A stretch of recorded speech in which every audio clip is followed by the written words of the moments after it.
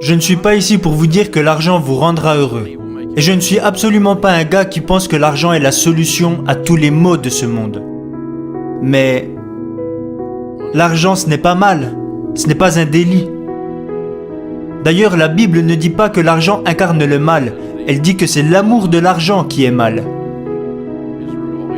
Ce que j'ai découvert il y a plus de 30 ans, c'est que l'argent vous fait devenir plus que ce que vous êtes déjà. Il amplifie le bon et expose le mauvais, significativement. Si vous avez un mauvais fond et que vous obtenez soudainement beaucoup d'argent, alors je plains les personnes autour de vous. Vous deviendrez sûrement un petit tyran. Vous pouvez avoir des problèmes d'argent. Vous savez quelle est la première cause de divorce de nos jours? Quelle est la première cause de séparation? Les problèmes d'argent. Alors nous allons parler de 5 règles afin que vous ayez plus d'argent. Et si vous suivez ces 5 règles sur plusieurs années, je peux vous assurer à 100% que vous obtiendrez des résultats qui iront bien au-delà de tout ce que vous pouvez imaginer. Ça, je vous le garantis à 100%. Parce que laissez-moi vous dire, si vous plantez du maïs, ne soyez pas surpris si le maïs se met à pousser. Vous récolterez ce que vous aurez semé. Si vous ne plantez rien et que vous vous reposez sur le gouvernement, ne soyez pas surpris si vous n'obtenez que de la boue. C'est comme ça que ça marche. Vous êtes en charge de votre propre avenir. La première règle que vous devez écrire votre plan. On appelle ça établir un budget dans le monde de la finance. Ne construisez jamais une tour sans avoir préalablement établi tous les coûts, à moins que vous ne soyez déjà à mi-chemin et que vous ne puissiez pas finir.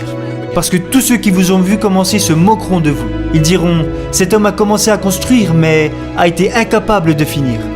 Alors ne construisez pas une tour sans avoir préalablement défini vos coûts. Mon ami Zig Ziglar avait l'habitude de dire « Si vous ne visez rien, vous l'obtiendrez à tous les coups ». Mon ami John Maxwell a dit « Un budget, c'est des gens qui disent à leur argent quoi faire au lieu de se demander où il va. » Gagner est un acte intentionnel. Quand le Super Bowl se termine et qu'un journaliste se précipite pour demander aux joueurs comment ils ont fait pour gagner, les gars ne répondent jamais « Je ne sais pas, je suis juste descendu du bus et c'est arrivé ». Gagner le Super Bowl est un acte intentionnel qui découle de plusieurs années à développer ses compétences. Personne ne peut accidentellement faire une récolte abondante, à moins qu'il s'agisse de mauvaises herbes. Personne. Donc plantez quelque chose, contrôlez le processus, contrôlez les éléments contrôlables, écrivez-les. Voici mon plan. Je vais d'abord m'occuper de moi-même. Et réalisez ce plan. Faites cette chose. Je peux vous assurer que ça change tout. La deuxième règle est que vous devez vous débarrasser de vos dettes. Vous saviez que j'allais dire ça. C'est une chose assez prévisible qui sort de ma bouche. Mais voilà le problème. L'emprunteur est l'esclave du prêteur. Le riche règne sur le pauvre. Et l'emprunteur est l'esclave du prêteur. J'en ai fait l'expérience. J'ai tout perdu parce que j'ai laissé d'autres personnes contrôler ma vie. Vous savez comment on appelle ça ? Un maître. Dave, je ne sais pas si je suis d'accord avec toutes vos théories sur la dette. Eh bien, c'est l'Amérique. Vous avez le droit d'avoir tort. Mon vieux père avait l'habitude de dire « Un homme avec de l'expérience n'est pas à la merci de l'homme qui a une opinion ». J'ai aidé plus de gens à se désendetter et à s'enrichir que n'importe qui sur cette planète aujourd'hui. Et je ne me vante pas, je leur ai juste montré comment faire. Et donc, nous allons nous débarrasser de nos dettes. Parce que ce n'est pas amusant de continuer d'être enchaîné comme ça, n'est-ce pas ? C'est fou les gars. Nous traversons nos vies et l'argent rentre et sort. Et certaines personnes ont des tonnes d'argent et d'autres en ont très peu. Et on n'arrive pas à comprendre pourquoi. Mais moi je sais pourquoi ça arrive. Ça arrive parce que vous faites confiance à un système financier qui est conçu pour vous prendre votre argent. Vous y avez renoncé. Et nous devons arrêter ça. Alors j'ai arrêté d'emprunter de l'argent. Une bonne fois pour toutes. Et un truc bizarre est arrivé quand j'avais épongé mes dettes et que je gagnais pas mal d'argent. C'est que j'avais plus de problème d'argent.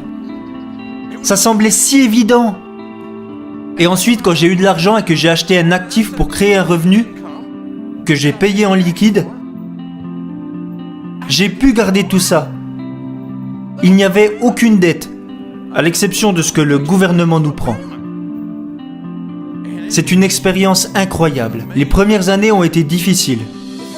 Parce que vous savez, il y a plein de choses que je voulais faire, mais je n'avais pas l'argent. Donc ce que j'ai fait, c'est que j'ai pris une paire de ciseaux et j'ai dit « c'en est fini. Je ne veux plus jouer à votre jeu. »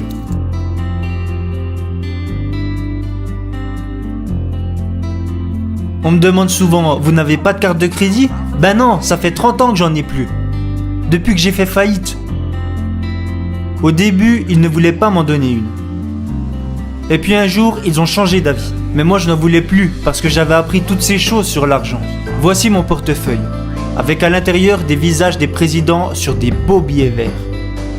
Et 4 morceaux de plastique. Ma carte de débit pour mon entreprise, ma carte de débit pour ma maison, mon permis de conduire et mon permis de port d'armes. Un type m'a appelé à la radio un jour et il m'a dit « Vous allez me tuer.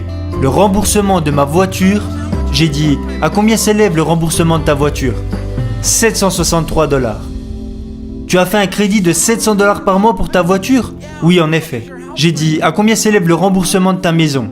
Il m'a répondu « Je vis dans une petite maison qui me coûte 550 $ par mois. » Je lui ai dit « Mec, si le remboursement de ta voiture est plus important que le remboursement de ta maison, c'est qu'il y a un gros problème. » L'emprunteur est l'esclave du prêteur. Tu dois vendre cette caisse, mec. C'est elle qui te possède, elle ne t'appartient pas. Ok, ça avait l'air cool à l'époque. Et toi et moi connaissons tous deux la raison pour laquelle tu m'as appelé. Tu voulais juste que quelqu'un d'autre le dise à voix haute pour toi. J'ai fait beaucoup de choses stupides et je sais à quoi ressemble la stupidité. Et ça, mon garçon, c'est stupide. Tu dois vendre ta voiture. Vous dites que je dois vendre ma voiture ? Ben ouais, c'est ce que je viens de dire. Bien sûr que tu dois vendre ta caisse. C'est elle qui te possède, mec. C'est affolant. Je viens juste de t'expliquer que c'est elle qui te possède et pas l'inverse. C'est tout simplement fou. La 3e règle surprend les gens. Il s'agit de favoriser les relations de haute qualité.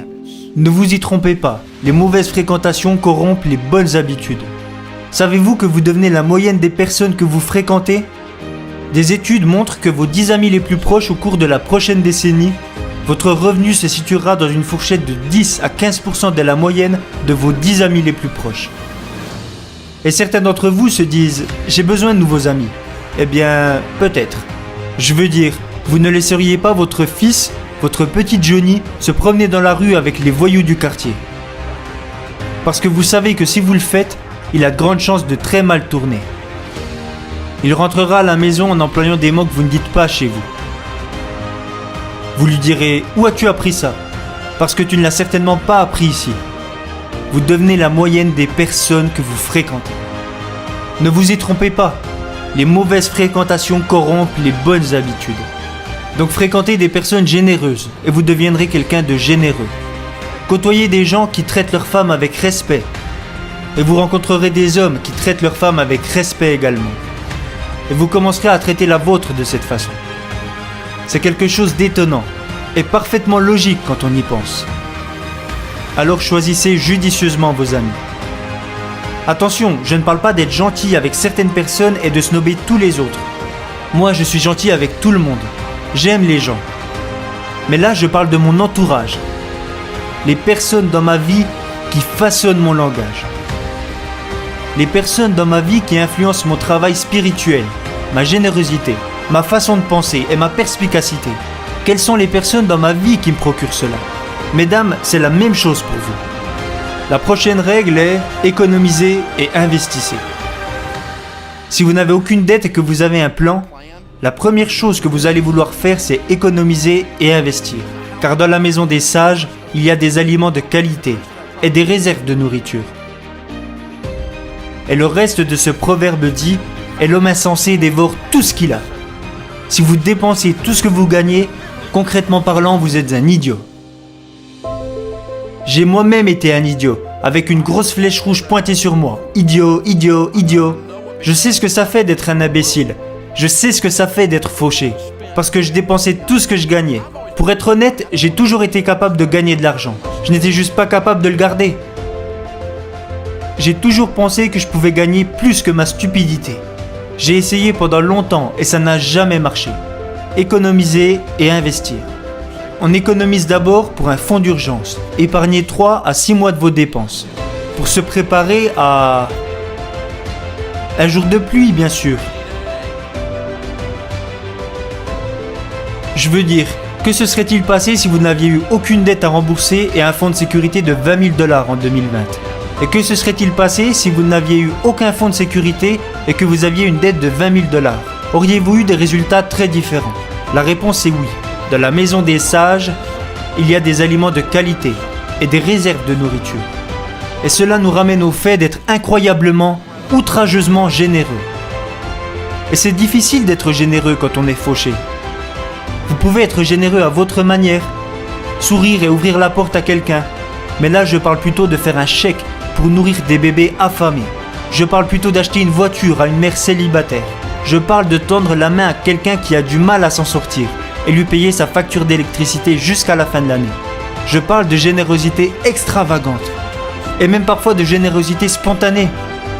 Et vous ne pouvez faire ça que si vous avez de l'argent et que vous avez déjà pris soin de vous et de vos proches. Si ma facture d'électricité est payée, alors je peux aider quelqu'un. Mais si je suis toujours menacé financièrement, je m'en fous des autres.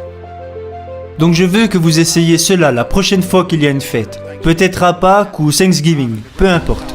Et que vous vous rendez chez vos parents avec vos enfants, vous allez sans doute faire un grand festin ce jour-là.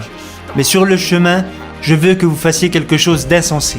Je veux que vous vous arrêtiez au Waffle House et que vous laissiez les enfants dans la voiture.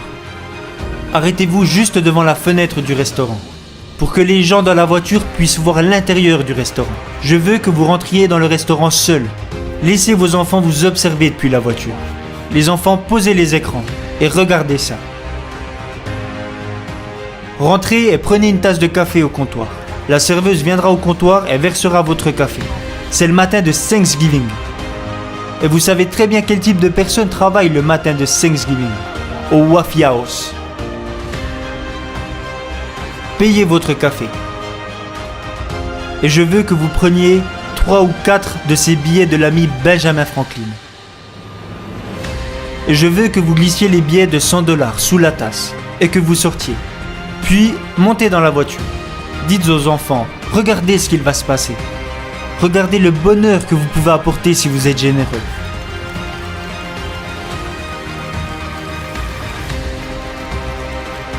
La serveuse va venir et découvrir les billets sous la tasse. Et elle les regardera.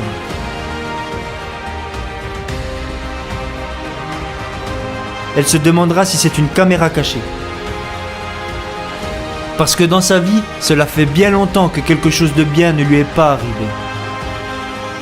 Et lorsqu'elle réalisera que c'est réel, je peux vous assurer à 100% qu'après avoir trouvé le pourboire, elle regardera vers le ciel et dira « Merci ». Et puis elle regardera encore une fois autour d'elle pour voir si on l'observe. Quand elle se rendra compte que personne ne la regarde, elle ne sera même pas en mesure d'imaginer qu'il y a une famille avec un enfant de 6 ans assis dans une voiture un peu plus loin qui l'observe attentivement, dont le père ou la mère vient de réaliser cette bénédiction pour elle. Et que la vie d'un enfant de 6 ans aura été changée à jamais, simplement en observant cette réaction. Puis la serveuse rentrera chez elle. Et elle fera une danse de la joie.